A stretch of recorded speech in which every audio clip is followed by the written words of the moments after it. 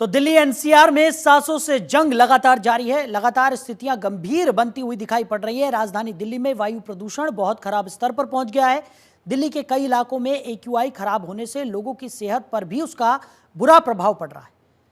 बात करें अलग अलग जगहों की, कर्तव्य पथ की बात करें, दिल्ली एम्स की बात करें, अक्षरधाम की बात करें, तो लगातार एक्यूआई में बढ़ोतरी यहां पर दर्ज की जा रही है, जो कि काफ़ी खराब श्रेणी में पहुंचता हुआ दिखाई पड़ रहा है। लोगों को सांस लेने में खासा परेशानियों का सामना करना पड़ रहा है। सुबह से ही एक धुंध की परत देखने को मिलती है, जो कि प्रदूषण की वजह से है, और लोगों को आंखों में जलन, सांस लेने में तकलीफ जैसी परेशानियों का भी सामना करना पड़ रहा है। इसी पर हमारे सहयोगी अलग अलग जगहों से हमारे साथ जुड़ गए। सबसे पहले रुक करेंगे शिव त्यागी, हमारे सहयोगी हमारे साथ हैं। शिव, क्या स्थिति देखने को मिल रही है? लगातार एक्यूआई में बढ़ोतरी यहां पर दर्ज की जा रही है। गंभीर श्रेणी में कई जगहों का एक्यूआई पहुंच गया है। दिल्ली एनसीआर की बात करें तो कई जगहों पर 400 पार एक्यूआई दर्ज किया गया। वहीं नोएडा के कई इलाकों में तो 540 के पार एक्यूआई पहुंच गया। क्या स्थिति है?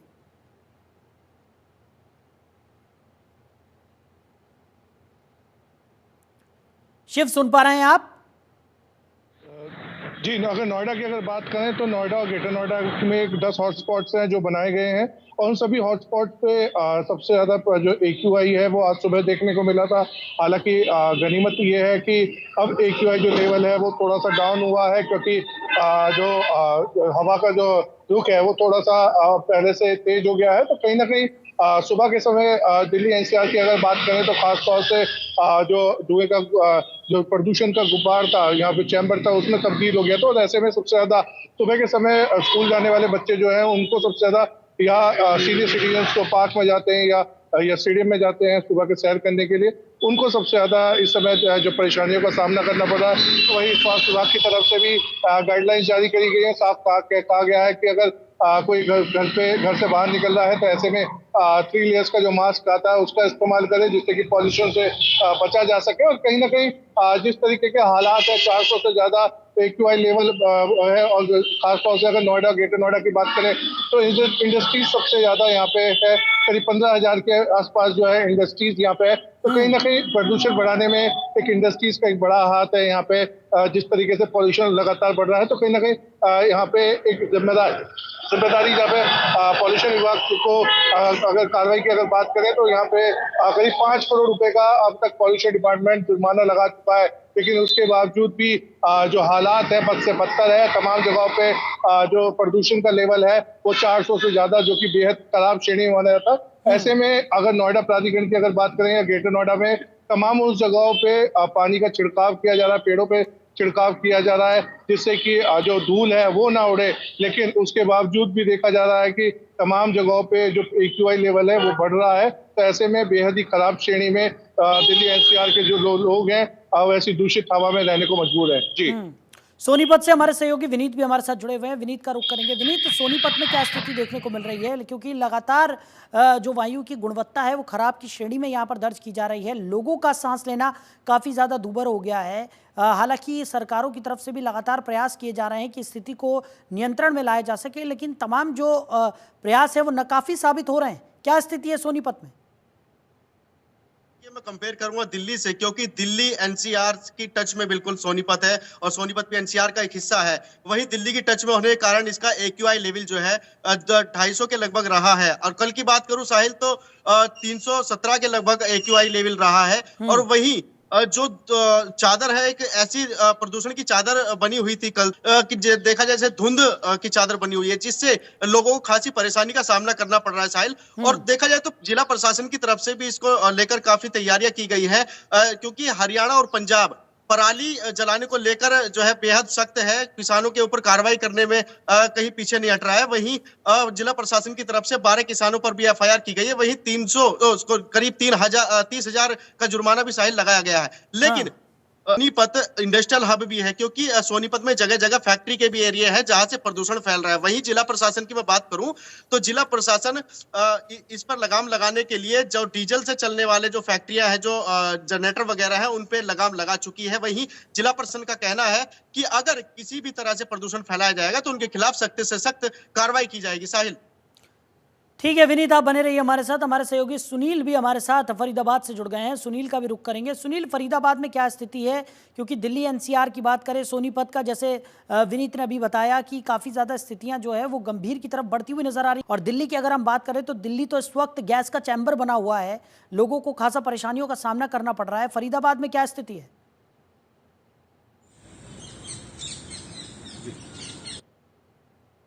विभाग में, जिसमें एक एनआईटी इंडस्ट्रियल एरिया है, उसके अलावा सेक्टर 16 का एरिया है जिसको फरीदाबाद का एरिया माना जाता है, और तीसरा एरिया बल्लभगढ़ जोन का। तो इन तीनों जोनों के बात करें तो एनआईटी जोन का जो एक्यूआई लेवल है अभी 234 है, जो कि मॉडरेट की स्थिति में है, यानी कि अभी कंट्रोल में स्थिति है। हालांकि इसको ऑरेंज कैटेगरी में रखा गया है। ऑरेंज कैटेगरी को भी खतरनाक माना जाता है क्योंकि बच्चों और बुजुर्गों के लिए ये स्थिति जो है खतरनाक श्रेणी में आती है। इसके अलावा बात करें फरीदाबाद एरिया की, तो फरीदाबाद का जो एक्यूआई लेवल है वो 223 है।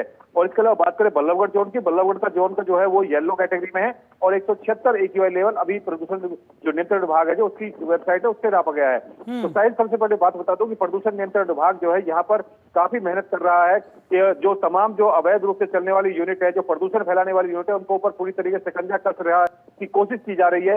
लेकिन फिर भी कहीं ना कहीं रात बिरात में जो अवैध रूप से चलने हैं वो अपना कहीं ना कहीं काम करती हुई नजर आती हैं, और उन्हीं की वजह से प्रदूषण जो लेवल है फरीदाबाद का पहले के मुकाबले में काफी जो है बढ़ गया है। क्योंकि दिवाली के आसपास 200 के लगभग एक्यूआई था, लेकिन अभी जो है 250 के तकरीबन जो है दोनों जोनों में पहुंच चुका है। इसके अलावा बात करेंगे जिला प्रशासन ने जो एंटी स्मोक गन है, जिनके द्वारा पेड़ों के ऊपर पानी का छिड़काव किया जाता है ताकि धूल मिट्टी के जो कण हैं या सड़कों के ऊपर जो धूल मिट्टी जो पड़ी हुई है वो दबी रहे, उनकी वजह से धूल या धूल मिट्टी के कण जो है हवा में ना आए या गाड़ियों के चलने से ना आए।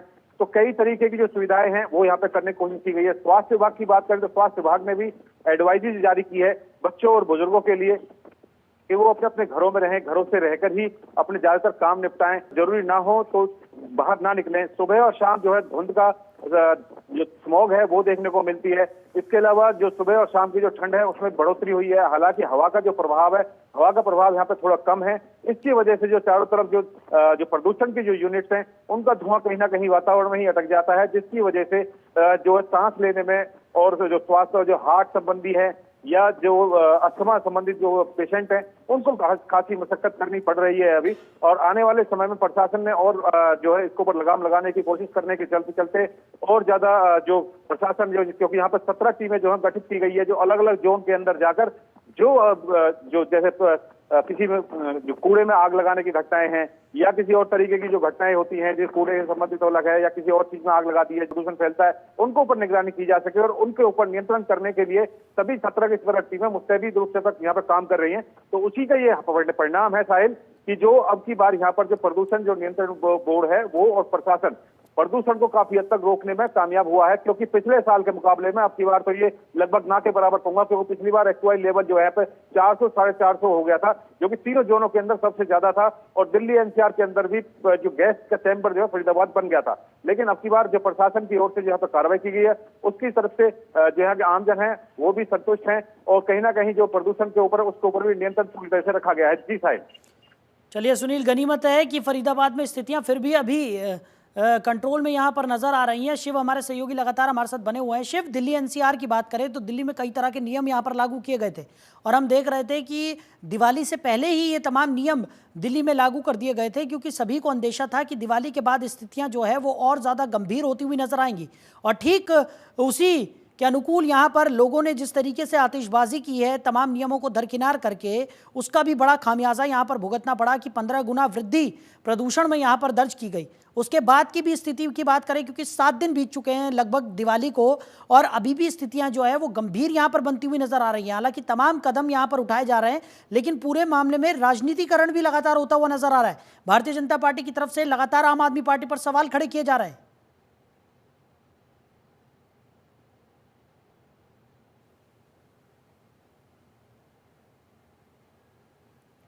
शिव, मेरी आवाज आप तक पहुंच रही है? तो शिव से हमारा संपर्क यहां पर टूट गया है, उनसे दोबारा जुड़ने की हम कोशिश करेंगे। विनीत हमारे सहयोगी लगातार हमारे साथ बने हुए हैं। विनीत, जिस तरीके से स्थितियां हैं, क्योंकि अभी अगर बात की जाए दिल्ली एनसीआर से कंपैरिजन आपने किया था, दिल्ली एनसीआर इस वक्त गैस का चैम्बर बना हुआ है। अगर सोनीपत की बात करें तो अभी स्थितियां फिर भी नियंत्रण में हैं अगर दिल्ली एनसीआर से कंपैरेटिवली देखा जाए, और स्थितियों को नियंत्रण में रखने के लिए सरकार की तरफ से भी पुरजोर कोशिश यहाँ पर की जा रही है, कोई भी कमी यहाँ पर नहीं छोड़ी जा रही है। लेकिन फिर भी अगर बात करें और स्थितियों को ऐसे ही नियंत्रण में नहीं रखा जाता है, तमाम व्यापक कदम यहाँ पर नहीं उठाए जाते हैं, तो वो दिन दूर नहीं है कि जब सोनीपत में भी स्थितियां गंभीर यहाँ पर पहुंच जाएगी और बुजुर्गों और बच्चों पर सबसे ज्यादा प्रभाव इस प्रदूषण का पड़ता हुआ नजर आ रहा है। बिल्कुल साहिल, देखिए दिल्ली से मैंने कंपेयर किया है, और अगर दीपावली की बात करें, क्योंकि दीपावली को बीते अभी 7-8 दिन हो चुके हैं, तो वही प्रदूषण की जो चादर मैंने कहा था कि प्रदूषण की चादर लगातार बनी हुई है, इस तरह इस कदर बनी हुई है कि जैसे लग रहा है कि ठंड हो गई है, धुंध पड़ गई है, एक कोहरे की तरह वो चादर फैली हुई है। इससे साहिल देखा जाए तो अस्थमा हो या सांस के मरीज हो या फिर दमे के मरीज हो, इनको भी बड़ी भारी परेशानी का सामना करना पड़ रहा है। डॉक्टरों के जो हॉस्पिटल है, हॉस्पिटल में जो है मरीजों की संख्या बढ़ती जा रही है, और कहीं ना कहीं ये एक समस्या का कारण बनता जा रहा है, क्योंकि प्रशासन की तरफ से अगर कोई ठोस कदम नहीं उठाए जाते तो इसमें कहीं ना कहीं जिला प्रशासन हो या फिर राज्य सरकार हो, उसको भारी भरकम जो है नुकसान उठाना पड़ सकता है। साहिल, ठीक है शिव, मेरी आवाज आप तक पहुंच रही है?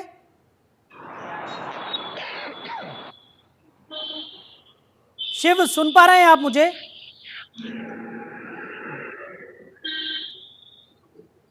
तो शिव से हमारा संपर्क यहाँ पर नहीं हो पा रहा है, उनसे जल्द हम जुड़ने की कोशिश करेंगे। सुनील हमारे सहयोगी फरीदाबाद से लगातार हमारे साथ बने हुए हैं। सुनील, फरीदाबाद की जिस तरीके की जानकारी आपने दी, काफ़ी संतोषजनक इस वक्त स्थिति बनी हुई है पिछले सालों के मुकाबले, लेकिन क्योंकि दिल्ली एनसीआर से सटा हुआ है और ऐसे में जो स्थितियां दिल्ली एनसीआर में देखने को मिल रही हैं वो फरीदाबाद में ना हो, उसको लेकर क्या कुछ व्यापक कदम यहां पर उठाए जा रहे हैं? साथ ही साथ अगर कई चीज़ों की हम बात करें, क्योंकि लगातार हम देख रहे थे कि दिल्ली में जब भी प्रदूषण की बात होती है तो सवाल उठते हैं कि जो पड़ोसी राज्य हैं वहाँ पर पराली जलाने की घटनाएं होती हैं, जिसकी वजह से दिल्ली एनसीआर भी प्रभावित होता है। स्थिति प्रदूषण की अगर हम बात करें तो काफ़ी ज़्यादा बढ़ जाता है, लेकिन इस बार इन घटनाओं में भी क्या कमी यहाँ पर दर्ज की गई है?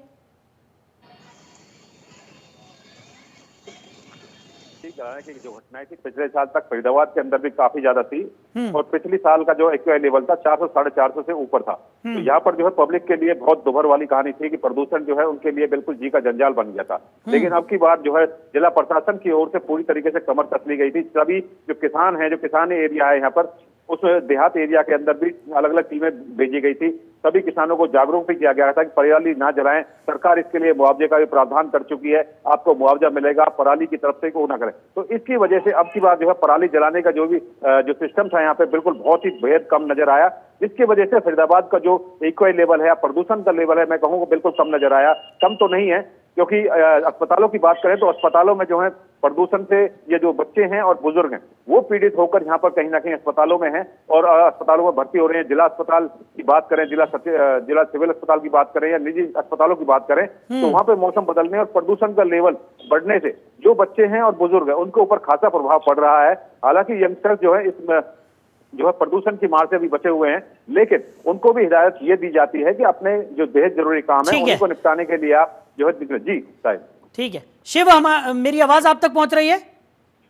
जी शिव, जिस तरीके से दिल्ली एनसीआर में इस वक्त स्थिति बनी हुई है, काफी गंभीर श्रेणी में कई जगहों का एक्यूआई दर्ज किया जा रहा है, लोगों को खासा परेशानियों का सामना करना पड़ रहा है, लेकिन इस पूरे मामले में राजनीतिकरण भी होता हुआ लगातार दिखाई पड़ रहा है। भारतीय जनता पार्टी लगातार आम आदमी पार्टी पर सवाल उठा रही है और लगातार ये कहा जा रहा है कि दिल्ली सरकार ने वो तमाम व्यापक कदम यहां पर नहीं उठाए जिसका खामियाजा अब दिल्ली वासियों को, एनसीआर वासियों को भुगतना पड़ रहा है।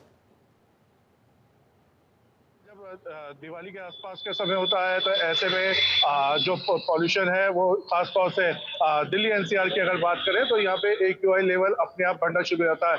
हर साल दिल्ली सरकार हो या केंद्र सरकार हो, तमाम तरह के आरोप प्रत्यारोप एक दूसरे के ऊपर लगाते हैं। अब जैसे ही जो मौसम है वो ठंडा होगा, जो सर्दियां शुरू होंगी, तो कहीं ना कहीं जो एक्यूआई है वो कम हो जाएगा। उसके बाद जो तमाम वादे हैं, दावे हैं, पॉल्यूशन को कम करने के लिए जो नियम है वो सब कम हो जाएंगे। लेकिन 2 महीने के लिए तमाम जो सरकारें हैं वो व्यापक कदम उठाने की बात करती हैं।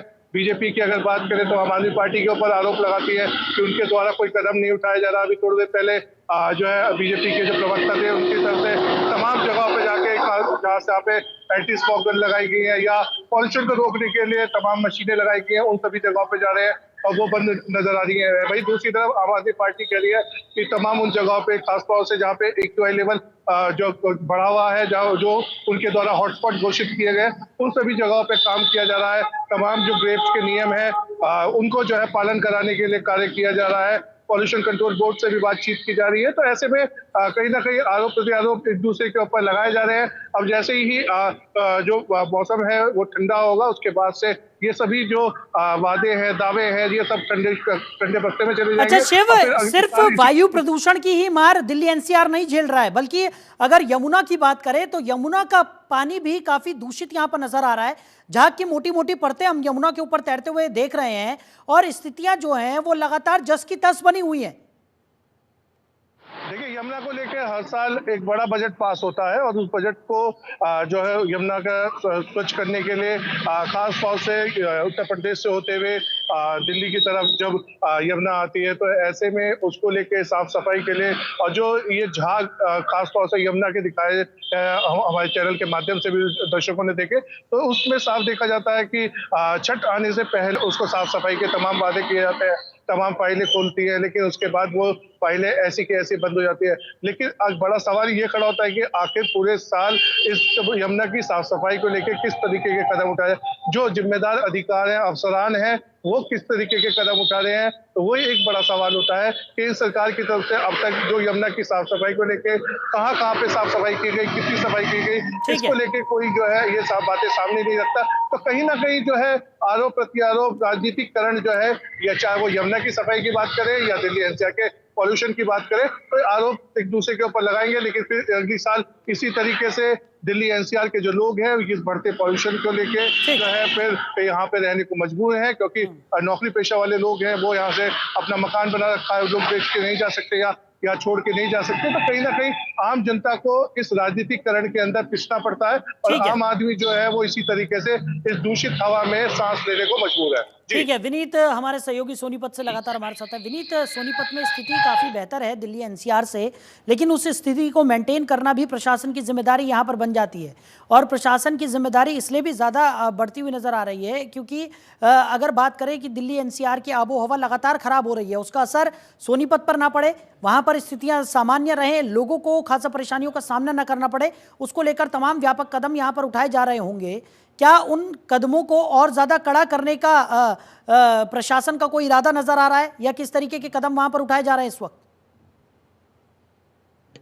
मैंने बताया था कि क्योंकि पंजाब और हरियाणा खेती के लिए जाना जाता है और यहाँ खेती को चुस्त दुरुस्त करने के लिए पराली का बड़ा उपयोग किया जाता है और पराली ना फूके किसान, इसके लिए काफी ठोस कदम उठाए गए प्रशासन की तरफ। मैंने बताया कि 12 एफआईआर की गई, जिनपे 30,000 का जुर्माना किसानों पर भी लगाया गया है। वहीं अगर अग्रिम आदेश की बात करूं, सुप्रीम कोर्ट की नई गाइडलाइंस के अनुसार दोगुना जो है जुर्माना उनको भरना पड़ेगा। इसके चलते बहुत कम केसेस अब सामने आ रहे हैं। वहीं 52 केसेस पराली के यहाँ देखे, ठीक है, जिसमें से केवल 12 केस साहिल से ही मिले थे। लेकिन यह है कि जिला प्रशासन जो है अब की बार कहीं ना कहीं ठोस कदम उठाता नजर आ रहा है, क्योंकि जो इंडस्ट्रियल हब है, जहां मैंने बताया कि इंडस्ट्रियल हब में जितने डीजल से चल रहे जो मशीनें थी फैक्ट्री की, उनको बंद करा दिया गया है ताकि वायु प्रदूषण को दुरुस्त रखा जा सके। साहिल, चलिए विनीत, हमारे साथ जुड़ने के लिए, इन तमाम जानकारियों के लिए आपका बहुत शुक्रिया। फरीदाबाद से हमारे सहयोगी सुनील हमारे साथ थे। सुनील, आपका भी बहुत शुक्रिया। शिव त्यागी हमारे सहयोगी दिल्ली एनसीआर से हमारे साथ जुड़े हुए थे। शिव, आपका भी बहुत शुक्रिया तमाम जानकारियों के लिए। तो दिल्ली एनसीआर में वायु प्रदूषण सबसे बदतर कंडीशन में इस वक्त है। खराब वायु प्रदूषण से लोगों को सांस लेना भी मुश्किल होता हुआ यहाँ पर नजर आ रहा है और जिन लोगों को सांस और फेफड़े संबंधित समस्याएं हैं, उनका जीना तो इस वक्त बेहद मुश्किल दिखाई पड़ रहा है। लगातार दावे किए जा रहे हैं, लगातार कदम उठाने की बात यहाँ पर की जा रही है, लेकिन सबसे ज्यादा खामियाजा आम जनमानस को ही भुगतना पड़ रहा है।